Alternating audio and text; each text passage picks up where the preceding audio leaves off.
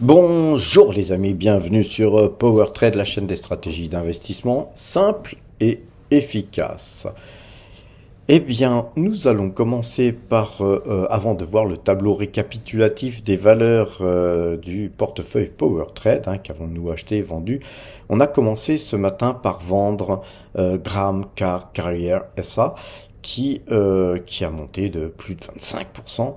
Et donc, effectivement, quand une valeur monte pareillement, on va aller voir le graphique d'ailleurs tout de suite après le tableau récapitulatif des valeurs, ça interpelle. Et puis, c'est souvent le moment de prendre des bénéfices et d'extraire de la performance. Nous avons donc vendu les 350 grammes car carrière que nous avions à 266,20.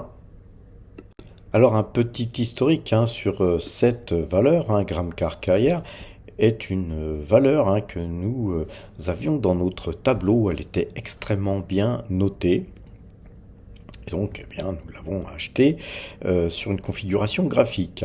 Nous sommes dans un canal haussier sur cette valeur depuis février 2022. C'est une valeur qui n'arrête pas de monter. Alors évidemment, elle a des hauts et des bas, comme toutes les valeurs, parfois des très hauts, parfois des très bas, mais elle reste dans son canal haussier. Donc toujours, à mon sens, une très très bonne valeur à avoir en portefeuille. Cependant, pourquoi l'avions-nous mise dans notre portefeuille? Premièrement, le graphique que je viens de vous montrer, un canal haussier, donc c'était super intéressant, mais en même temps une valeur qui nous procurait 20%, même plus de 20% de rendement sur la base des prix sur lesquels nous l'avions acheté. Et donc pour nous, c'était une valeur de fonds de portefeuille qui pouvait nous procurer un rendement très sympathique. Maintenant, aujourd'hui, imaginez, on va un petit peu zoomer, regardez-moi ce gap énormissime. Là, on était ici hier sur les... on était à combien en clôture? En clôture, on était à 212,50. Eh bien, les amis, il faut que je rezoome parce qu'on ne la voit pas, la bougie, tellement elle est petite. Nous avons vendu un petit peu après l'ouverture, nous avons vendu ce titre à 266,20. Donc, je ne vous fais pas de dessin, je vous fais juste un graphique. Globalement, quand on a un gap pareil, eh bien, soit une nouvelle méga incroyable est dans le pipe, quelque chose qui avait été caché au marché, qu'on n'a pas pu voir, qu'on n'a pas pu déceler, qu'on ne peut pas déceler dans les analyses fondamentales, notamment, pour ceux qui font du fondamental, les amis, coucou, c'est pas assez. Preuve en est. Et puis pour ceux qui font que de l'analyse graphique, il faut aussi quand même essayer de comprendre pourquoi tel gap il y a. Donc pour ceux qui font que de l'analyse graphique, coucou, il faut absolument faire les deux et puis prendre des décisions fonction effectivement des éléments de réponse qu'on peut avoir ici ou là.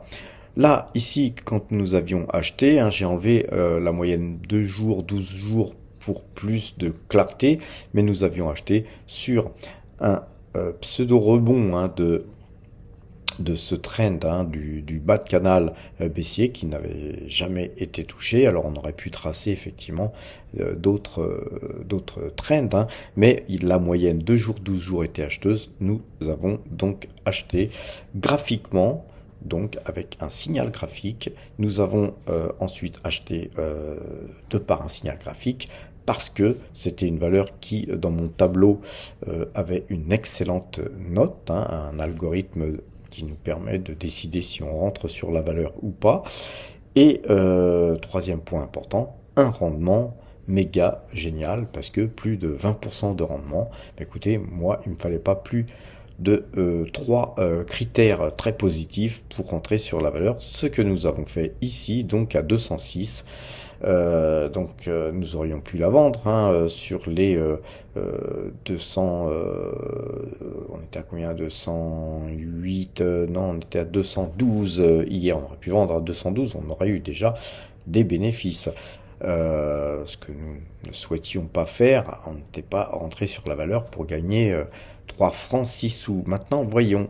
Voir sur ce graphique, hein, je vais essayer de vous montrer une chose toute simple, hein. C'est la bande Bollinger, hein. La bande Bollinger, normalement je mets la bande Bollinger 18, hein, et donc c'est bien celle-là, hein, donc parfait. Et vous voyez que la bande Bollinger, elle est ici, elle est à 236, et les cours ils sont à 266. Donc, vous savez, pour ceux qui me suivent depuis pas mal de temps, que moi, quand on a des sorties de Bollinger aussi énormissimes que ça, moi je me casse, hein, je cherche pas à comprendre, hein. Et puis quand on a gagné en gros plus de 25%, parce que nous l'avons acheté, si aujourd'hui elle a gagné 25%, 25,5%, c'est bien. Mais nous on l'avait acheté encore plus bas. Donc j'ai même pas fait les calculs, mais on est peut-être à 28 ou 30%. Donc, quand on gagne 30% de plus-value à réaliser, et pourquoi ne pas sortir alors qu'on attend un dividende que de 20%? Vous voyez, on superforme en termes de plus-value le dividende de 5%, hein, 5 points de différence, c'est pas rien. On se casse, pourquoi? Parce que je pense que cette valeur va forcément revenir, hein. Alors après, hein, les choses parfois sont étonnantes, hein. Une valeur comme ça peut continuer à monter, etc. Mais après, la bourse, comme je vous le dis souvent, c'est le temple des regrets. Donc il y a un moment donné, on pourra toujours regretter de ne pas avoir fait mieux que mieux. En tout cas, faire 30% en moins d'un mois, pratiquement, hein, puisqu'on a acheté le 13 du mois précédent et on vend le 14, donc c'est pas moins d'un mois, en un mois, jour pour jour, faire du 30%, hein, c'est-à-dire que globalement, si on lisse en annuel, hein, si on arrive à faire ça tous les mois, les amis, ça fait quand même du 360%. Donc vous voyez, on a donc vendu Gram Carrière et nous ne le regretterons pas, même si elle continuait à monter, ce qui m'étonnerait fortement.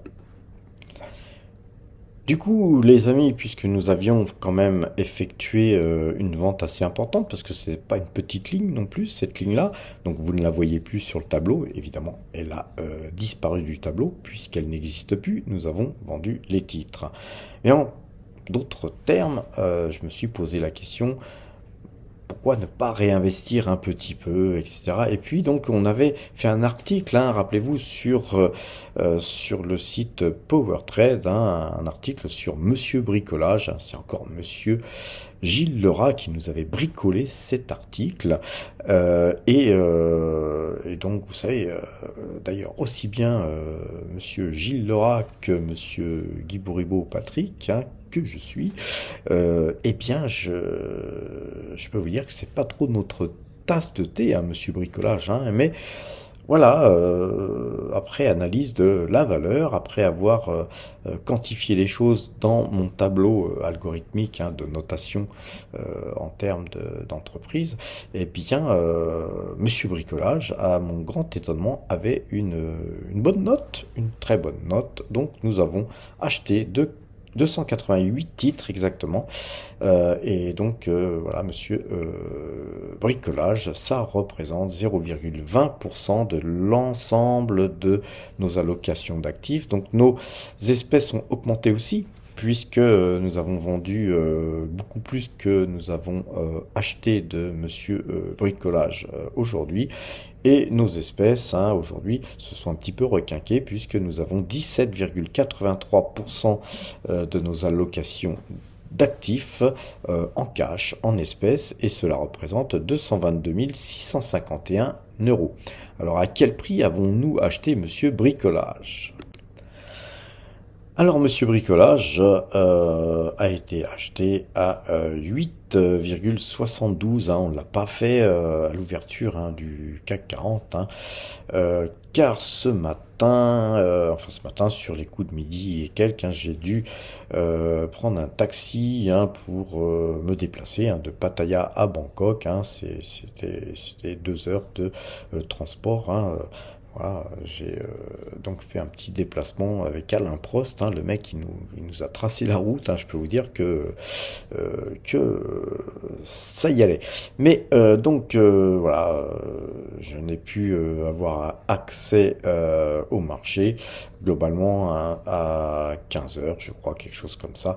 Heure thaïlandaise, hein, donc ce qui fait que le temps que voilà que je me prépare et tout, je me suis pas pressé et donc voilà, on a un peu analysé la situation, on a surtout vendu du gramme car carrière et puis ensuite à force de se poser des questions de quoi acheter, j'en suis venu à me dire que Tesla allait beaucoup monter, mais arriver à son haut de canal baissier sans forcément le casser.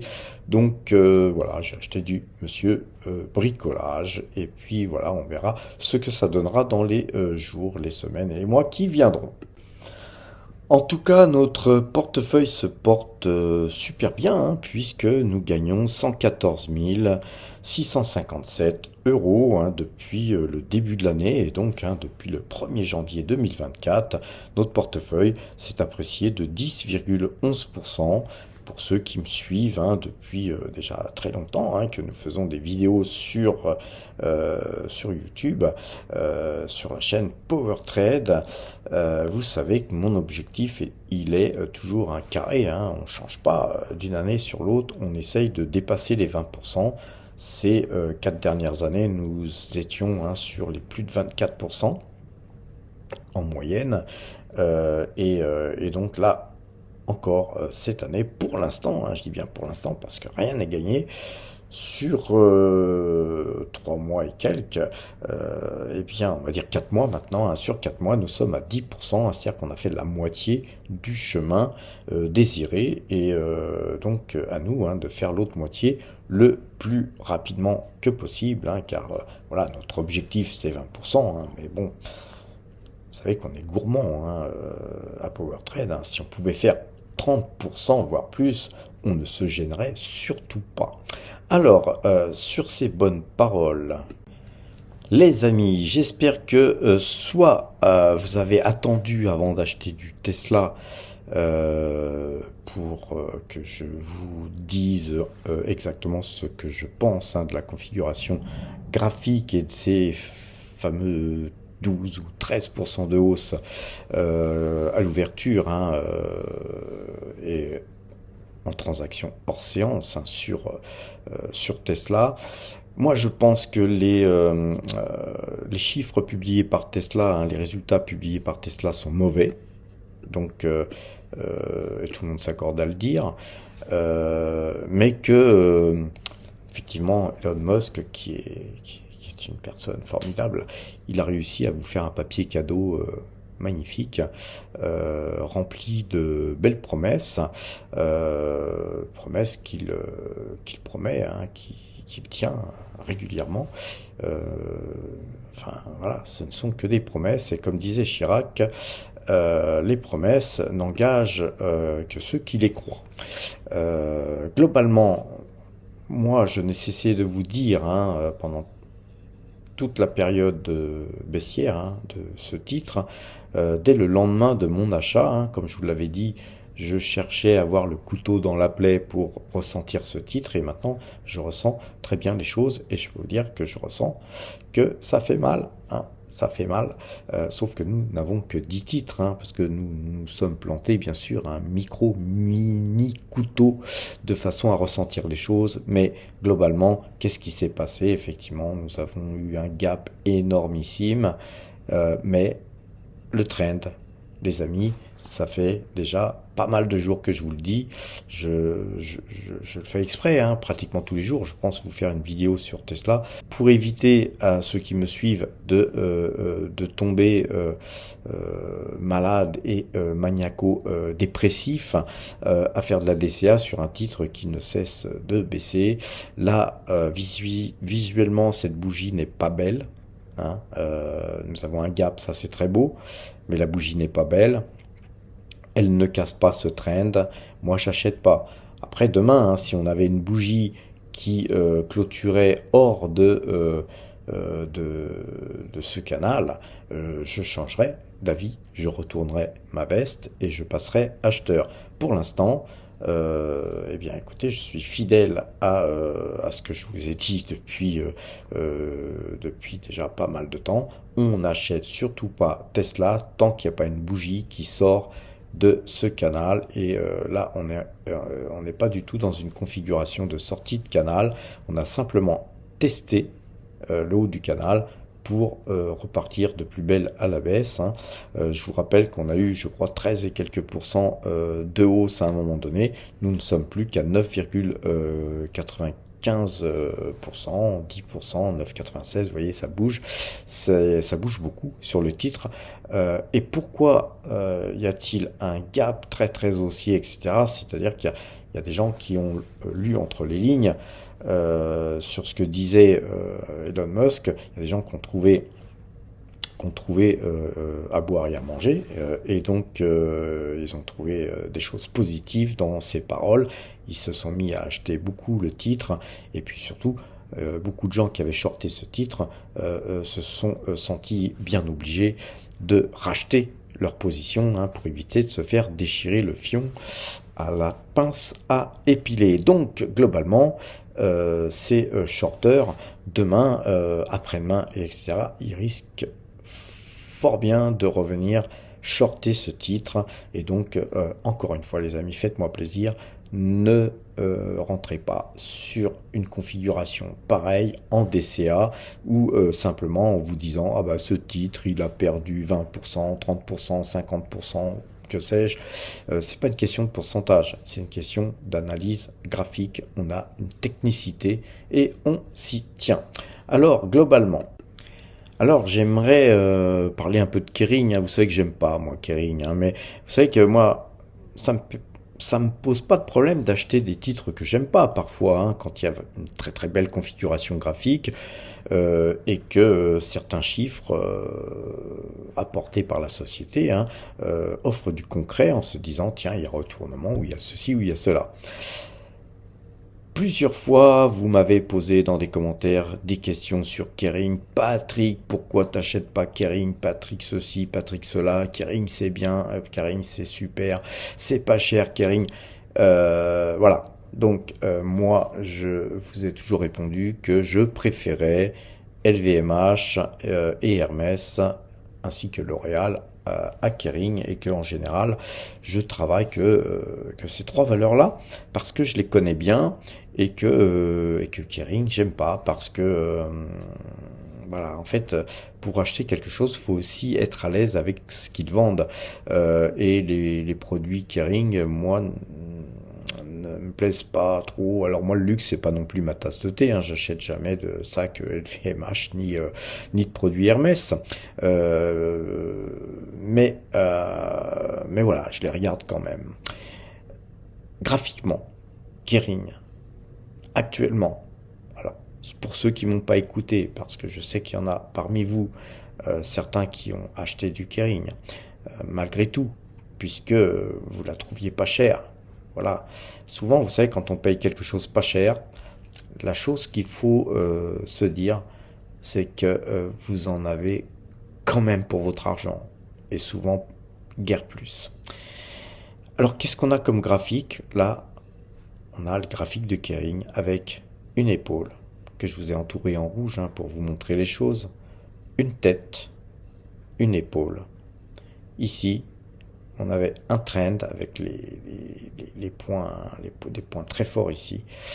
Euh, et euh, je vous avais dit que si on cassait ces points, hein, il me semble vous avoir dit que si on cassait ces points, c'est un peu aussi la ligne de coup, hein, de cette tête-épaule. C'était c'était hyper baissier, qu'on allait aller très très bas. Alors évidemment, quand on dit des choses pareilles d'une société comme Kering et qu'on est un petit bonhomme comme moi, un modeste analyste graphique, eh bien on est pris pour un rigolo ou pour un con, quoi. Et on n'est pas toujours écouté. Et c'est bien dommage parce que l'analyse graphique, elle peut vous apporter beaucoup de choses, elle peut vous apporter beaucoup d'argent. Elle peut vous faire déceler des bonnes opportunités, hein, comme Cargram Carrière, hein, qu'on a vendu là aujourd'hui avec plus 30%. Mais aussi, ça peut vous empêcher d'acheter des daubes comme Kering. Alors évidemment, vous allez me dire, mais Kering, c'est pas une daube. Oui, mais il y a quelqu'un là, ici, qui l'a acheté, Kering, à 798 euros, hein, les amis, qui pensait que c'était pas une daube. Puis j'en connais, parce que j'ai des commentaires, j'ai des gens qui me font des messages privés, qui ont acheté plusieurs fois du Kering. Donc ils ont DCA sur Kering en fait. Parce qu'ils l'avaient acheté haute et puis qu'elle baissait, donc elle était moins chère, donc elle était meilleur marché, donc ils l'ont bien sûr mis en portefeuille d'une façon de plus en plus grosse, hein, et ils ont fait grossir leur ligne d'une superbe valeur qui aujourd'hui elle vaut là à la clôture 326,15. Donc vous imaginez, on est passé, et puis on n'est pas passé ça en 10 ans, hein, non, c'est en 2021 à 2024, on est passé de 798 à 326. Je ne sais pas si vous imaginez.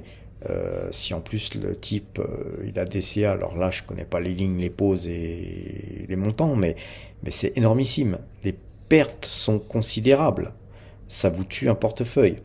Donc, encore une fois, les amis, écoutez-moi sur l'analyse graphique, hein. Moi, je force personne à acheter ou à vendre ce que moi j'achète ou ce que je vends. C'est pas la question.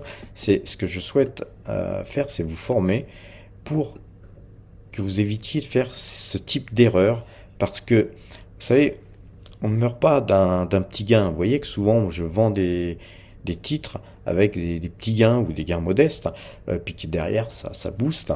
Mais j'ai engrangé, j'ai ramassé du pognon. Et si vous faites comme ça, vaut mieux gagner un petit peu que de gagner un petit peu et puis ensuite reperdre tout et puis plus d'ailleurs. Donc tout ça, c'est du money management. Mettez du money management dans votre jeu. Ne soyez pas stupide. Ne faites pas de la DCA comme ça au doigt mouillé en se disant tiens, c'est intéressant, elle a un bon fondamental cette société, patati patata. Non, il n'y a pas de bon fondamental. Quand les choses changent, les bilans passés, le PER et tout ça du passé, tous les chiffres du passé, c'est du passé. Quand le management, quand le président de l'entreprise se met à déconner, c'est du présent. Et ça se voit dans les graphiques. Ça se voit pas dans les bilans, les amis. Alors faisons un zoom. Hein, je vous avais dit hein, que si on cassait ce trend, c'était très mauvais. Ça fut cassé. On est revenu dessus.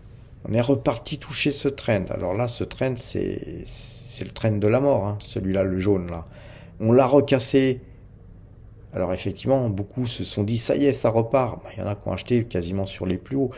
Et puis ensuite, ça a végété. Hein. Alors effectivement, hein, moi-même, hein, en tant qu'analyste graphique, ici, c'était plutôt acheteur. Hein, je dis pas le contraire. Sauf que graphiquement, n'oubliez pas, plus haut, hein, il y a une tête-épaule. Une tête-épaule. Analyse graphique. C'est vendeur, hein, une tête-épaule. Hein. Allez voir les vidéos. Je vous ai tout expliqué, mes techniques de travail. Il suffit d'aller les voir dans les vidéos. Hein. Vous allez sur powertrade.fr, vous regardez, il doit y avoir 12 ou 13 vidéos. Vous regardez les vidéos. J'en ferai de temps en temps d'autres. Hein, mais en général, moi, je ne travaille qu'avec ce que je vous ai donné. Hein. Je ne travaille pas avec autre chose de plus. Hein. Simplement que je fais travailler ma tête pour marier les techniques et par rapport à une conjoncture particulière, j'opte pour telle ou telle technique. Mais je vous ai tout donné. Hein. Il n'y a pas de secret, hein, les amis. Et là, on l'a cassé, hein, ce trend jaune. Et on l'a cassé avec un gap. Donc là, ici, on avait la moyenne mobile 2 jours, 12 jours qui était croisée depuis longtemps. On avait ici, là vous avez un gap hein, ici. Vous avez un gap là maintenant aujourd'hui ici. Donc vous avez une île ici. Encore un point hyper négatif parce qu'une île baissière, c'est hyper baissier. C'est méga hyper baissier. Et là, vous avez une bougie de décrochage. Alors évidemment, les Bollinger sont toutes explosées, etc. Mais on n'achète pas sur ces prix-là, parce que j'en suis sûr, hein, puisque la bougie est verte, là, ici, il y a des gens qui l'achètent, bien sûr, puisqu'elle remonte. C'est, ça se voit hein, dans le graphique. Mais alors, ils auront peut-être raison. Peut-être que le titre va repartir de plus belle, va aller casser son ATH à 900, etc. Bien sûr, tout est possible. Sauf que les probabilités graphiques, là, nous disent que, par contre, c'est quasi impossible. Donc, et avant d'aller recasser la TH là-haut, on verra bien des prémices haussiers, et là, il sera toujours temps de revenir sur cette valeur pour ceux qui l'apprécient tellement. Mais vous voyez que c'est pareil quand on n'aime pas une valeur, comme moi j'aime pas Kering, quand on n'aime pas une valeur, c'est pas parce qu'elle est pas chère qu'on doit l'acheter, et je terminerai là-dessus pour essayer de vous convaincre de surtout de travailler des valeurs avec lesquelles vous êtes à l'aise.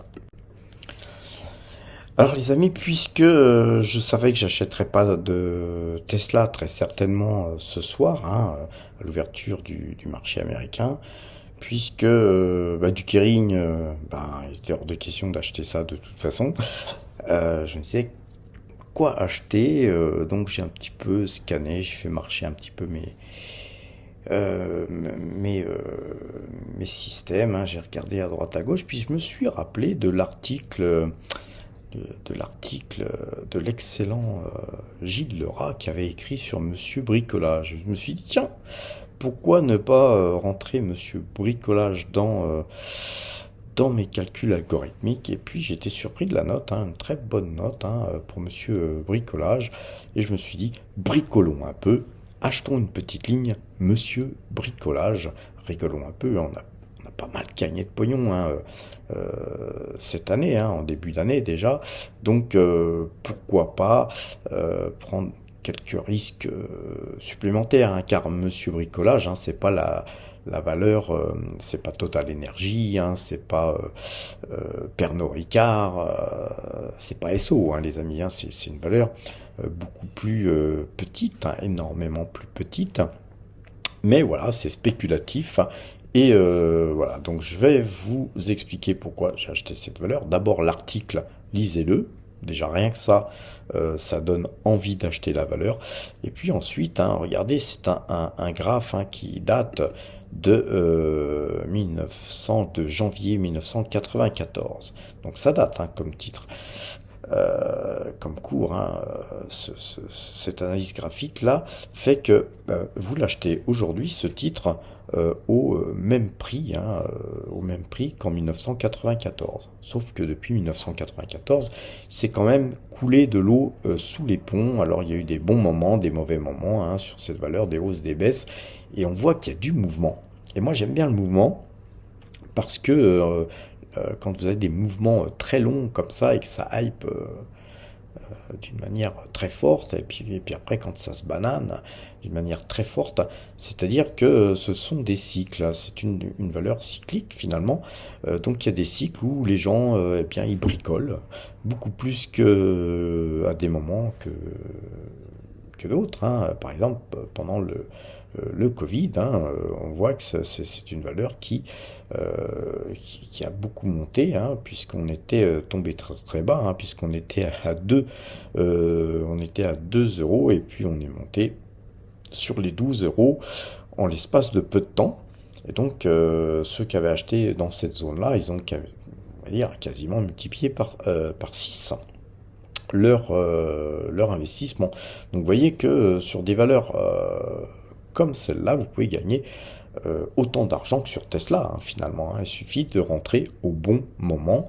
Vous n'êtes pas obligé d'être sur du S&P 500 pour avoir des belles performances. Alors, ce qui est intéressant de voir, hein, c'est que sur du monthly, hein, puisque nous sommes sur un graphe monthly, ici vous avez une tête et vous avez tendance à avoir des épaules Quasimodo un peu, hein, elles sont pas belles les épaules, mais ici vous avez une belle épaule et là on est en train de de dessiner quelque chose et peut-être allons-nous dessiner une deuxième épaule ici. Et si jamais on cassait la ligne de cou, les amis, au revoir, merci, on irait très très haut. Alors sans chercher à se dire on va vendre cette valeur là-haut sur ses plus hauts historiques, sur les 28, etc. Non, là n'est pas mon propos. Simplement, c'est que c'est une société qui, visiblement, est en retournement. Et nous, on aime bien les retournements, surtout de valeurs cycliques qui peuvent nous offrir des très très beaux mouvements. Alors, on va se remettre en daily. Et en daily, hein, vous voyez que nous avions publié notre article hein, il y a quelque temps, bien avant aujourd'hui. Hein, donc vous avez pu acheter bien avant moi, à meilleur prix que moi d'ailleurs. Ce que je vous souhaite, hein, les amis, on n'est pas là pour faire une compétition entre power traders. L'histoire est qu'ici nous avons une soucoupe. Vous voyez que souvent, dernièrement, je vous parle très très souvent de soucoupe. Donc vous voyez que cette configuration est très haussière, c'est joliment dessiné, c'est vraiment un travail très propre. C'est une valeur hein, qui va pas forcément monter à la SO, hein. C'est pas normalement un titre qui est voué à avoir des 10% tous les jours. Hein. Non, on ne parle pas de ça les amis, mais on a la moyenne de jours, 12 jours qui est croisée. Nous avons une soucoupe, nous avons une tête-épaule inversé qui est en formation et puis nous avons un article qui vous explique les fondamentaux de pourquoi nous croyons donc en ce titre et encore une fois les amis je vous fais encore un petit disclaimer. Nous n'encourageons personne à acheter cette valeur. Par contre, si vous achetez cette valeur, si vous êtes intéressé par cette valeur comme nous le sommes, limitez vos cours, car c'est un titre qui n'est pas super liquide, donc il suffit qu'il y ait des gens qui retirent leurs ordres dans les carnets, par exemple des gens qui vendent, qui ont des ordres de vente, il suffit qu'ils les retirent au moment où vous achetez, vous risquez d'acheter à la décalée avec des fourchettes qui vont faire le grand écart et sur des achats marché comme ça, des fois vous pouvez acheter 3, 4, 5, 6, 10% même plus cher que le prix que vous auriez souhaité, le prix affiché au départ où vous avez passé votre ordre. Alors autant vous pouvez passer des ordres marché sur Total, Énergie, sur L'Oréal, Air Liquide et autres, autant que sur des titres comme Monsieur Bricolage, les amis, surtout, bricolez bien vos ordres correctement et quand on bricole, hein, on est précis et donc on met des ordres limites. Et puis s'il n'est pas exécuté, ben écoutez, ce n'est pas grave, hein, vous l'annulez puis vous en repassez un autre. Alors on va regarder un petit peu notre watching list hein, sur les valeurs qui ont été présélectionnées là sur le marché japonais. Je pense que demain on va acheter du Fanuc Corporation, hein, une valeur robotique hein, japonaise qui m'intéresse au plus haut point hein, depuis pas mal de temps.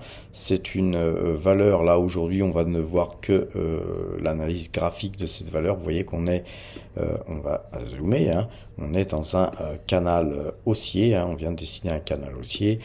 Je vais dézoomer pour vous montrer un petit peu où elle était en 2021, en février 2021, elle était à 5000, elle était à combien? À 5930, hein, du genre, et là, aujourd'hui, on est à 4613, donc très très belle valeur que nous allons certainement mettre en portefeuille demain. Aujourd'hui, elle gagnait 4,84%, on va rezoomer un petit peu.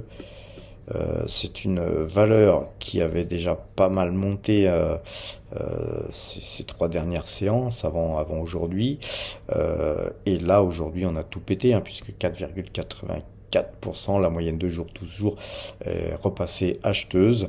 Donc voilà, on espère que demain, il y aura un petit pullback pour racheter un petit peu moins cher. Voilà, Fanuc Corporation, une valeur que nous achèterons certainement demain. Et oui, hein, puisque le Nikkei, hein, il gagnait 2,42% hein, aujourd'hui. Donc, bah, ça rigole pas, hein. Au Japon, ça monte bien. Mais de l'autre côté, méfiez-vous, hein, les amis.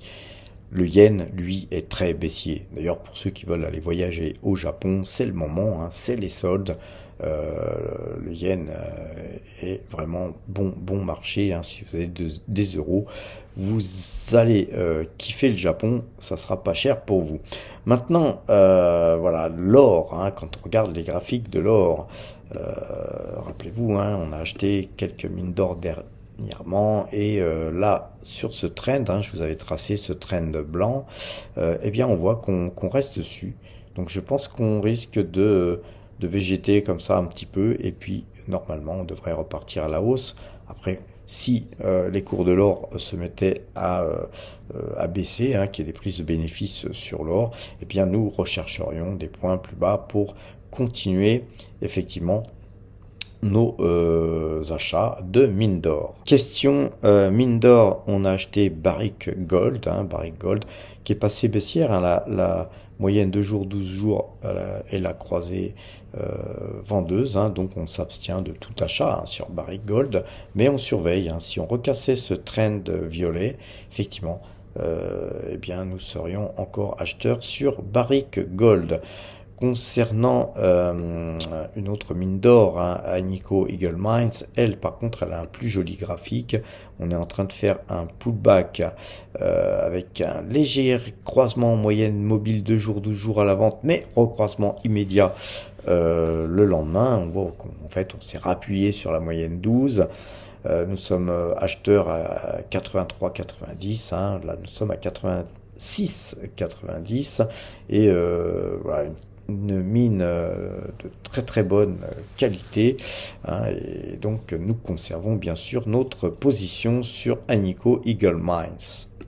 Regardons Parex, hein, une valeur que nous avons achetée il y a quelque temps déjà, hein, puisque c'était en février, le 20 février hein, 2024. Hein, on avait acheté en fait, et puis sur ce décrochage, hein, on s'est un petit peu, je sais plus si c'était le 20 ici, non, le 20, c'était où le 20?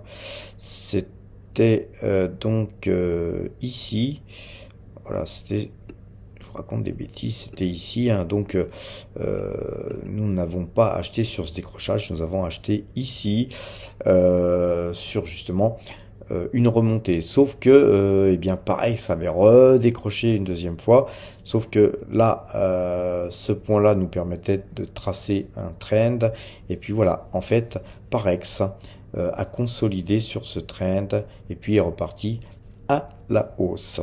Donc, ce qui a bien fait notre affaire, hein, puisque nous avions acheté à 21,76, aujourd'hui on est à 24,23, donc une très très jolie valeur, car en plus nous avons un double bottom ici, même s'il est mal dessiné, nous avons un double bottom, une ligne de coup cassée, donc je pense qu'on devrait aisément aller essayer de combler ici hein, ces points-là qui sont sur les 25,50 hein, jusqu'à pourquoi pas 25,78. Je pense que minimum nous irons là car graphiquement je vois pas trop comment on pourrait faire autrement. Puis après si on cassait ça effectivement après on aurait effectivement cette zone hein, là de plus haut. Là bien sûr nous serions sur les 28 et donc voilà nous ça nous conviendrait bien d'aller à 28, hein, je sais pas vous, mais moi si. Donc nous conservons précieusement cette valeur. Alors concernant HCO, nous avons enfin là vraiment une belle bougie qui nous permet d'espérer de voir enfin ce titre monter. Alors je vous avais dit hein, que nous aurions ici peut-être une période encore plus longue, hein, je vous avais même tracé ça déjà beaucoup plus long. Nous aurions pu même aller au-delà. Nous avions un range ici et on a eu plusieurs tentatives hein, de sortie de ce range par le haut. Hein, pas qu'une fois, hein, vraiment plusieurs tentatives. Et là, nous avons peut-être une ultime tentative puisque non seulement nous avions ouvert en dedans hein, de ce canal, nous avons clôturé en dehors, mais clôturé en dehors en explosant tous les plus hauts hein, de ces tentatives, et notamment de cette première tentative qui était déjà très haute, avec un pourcentage de gain de plus 5,90%. Donc voilà, on est dans la monnaie, on est dans nos cours d'achat hein, pratiquement, et voilà, nous allons certainement enfin avoir raison. Alors, je dis bien certainement, hein, mais voilà, l'avenir nous le dira. Ceci dit, nous avons encore une fois, et là celle-là je vais la tracer en vert hein, pour que ça soit plus visible. On va mettre ça avec un peu plus d'épaisseur. On va effacer ça. Et vous voyez qu'on a encore une fois un bol, une jolie petite assiette. Donc voilà, hein, donc on a beaucoup d'assiettes en ce moment, hein, graphiquement. Je sais pas si vous avez remarqué, en tout cas moi j'en vois beaucoup. Et ça c'est haussier, hein, c'est haussier. Les bols, les assiettes, c'est quelque chose qu'il faut absolument savoir détecter, les amis. Donc on conserve HCO. Encore une fois, il y a un article hein, sur powertrade.fr qui parle de HCO. Allez le lire, les amis. On n'écrit pas pour rien, quand même. Hein. Monsieur Gilles Lerat, hein, il se fatigue pas pour rien. Hein. Surtout que, quand même, généralement, pour ceux qui ont suivi, hein, vous avez gagné du pognon. Mais c'est normal. Vous êtes sur la chaîne du pognon, les amis. ST Microélectronique. Alors là, rappelez-vous, on avait acheté ici à 39,66. Et puis ensuite, ça a dégueulé. Hein. Et mais là, vous voyez, on a un croisement. Hein, on va faire un zoom. Alors, ST Microélectronique, c'est une valeur qu'on traite souvent. On l'achète, on la vend. Hein. Ici, on l'avait acheté là à 40. On l'avait vendu à 41,54. Voilà. On l'a racheté à 39,66. Malheureusement, un peu tôt. Mais là, aujourd'hui, croisement de moyenne mobile 2 jours, 12 jours. On a croisé car nous avons rebondi sur ce trend. Donc, gap, hein, énorme gap sur ST Microélectronique. Donc, eh bien, la question était de se poser, achète-t-on du Monsieur Bricolage ou du ST Microélectronique? Bah écoutez, là, en achetant du ST Microélectronique, on aurait acheté du ST Microélectronique pratiquement au même prix que notre premier achat ici. Donc on s'est abstenu, on n'a rien fait sur ST Microélectronique aujourd'hui. Allez, on va s'amuser un petit peu à regarder Atos. Hein. Atos, eh bien Atos, elle monte de 2,68% aujourd'hui. Hein. Donc on est toujours dans notre petit bol. Hein. Notre petit bol de riz, allons-nous avoir un bon repas grâce à Atos? Eh bien, l'avenir nous le dira. Pour l'instant, eh bien, ce titre, hein, il est en deçà des cours que nous l'avions acheté, mais nous avons une très très belle confirmation car nous avons une configuration en forme de fesse là ici, et donc c'est une bonne assise. Et en théorie, voilà, c'est certainement que ces cours devraient monter, mais alors vous savez que c'est une valeur très spéculative. Voilà, nous ce qu'on attend, hein, c'est que cette valeur monte et que les gens qui ont shorté cette valeur commencent à faire de l'huile. Eh bien nous avons les bouteilles toutes prêtes. Donc globalement sur on va regarder maintenant Mercialis. Mercialis, encore une fois, une valeur pareille avec une assiette, hein, un petit bol. Des bols de riz, on en a pas mal, hein, les amis, en ce moment. C'est vrai que j'ai encore pas marqué notre cours d'achat, mais voilà. Aujourd'hui, cette valeur, elle baisse de 1,69%. C'est bien normal, hein, une valeur qui monte autant. Hein, elle était le 17 avril, elle était sur les 10,16. Nous sommes là, on va dire une semaine après, on a été à 11,37. Voilà, il y a des prises de bénéfices, hein, forcément, il y a des gens qui prennent des bénéfices, mais vous remarquerez qu'on reste au-dessus de ce trend blanc, et tant que nous restons au-dessus de ce trend blanc, il n'y a pas le feu au lac, on peut rester en pause. Et après, par contre, oui, ça commencera à se discuter. Mais voilà, là, on a une belle configuration haussière sur ce titre. Eh bien, écoutez, voilà les amis, moi, je pense qu'on va s'arrêter là. Hein, sinon, la vidéo va être beaucoup trop longue. Je vous souhaite une très très bonne soirée. Portez-vous bien et à demain.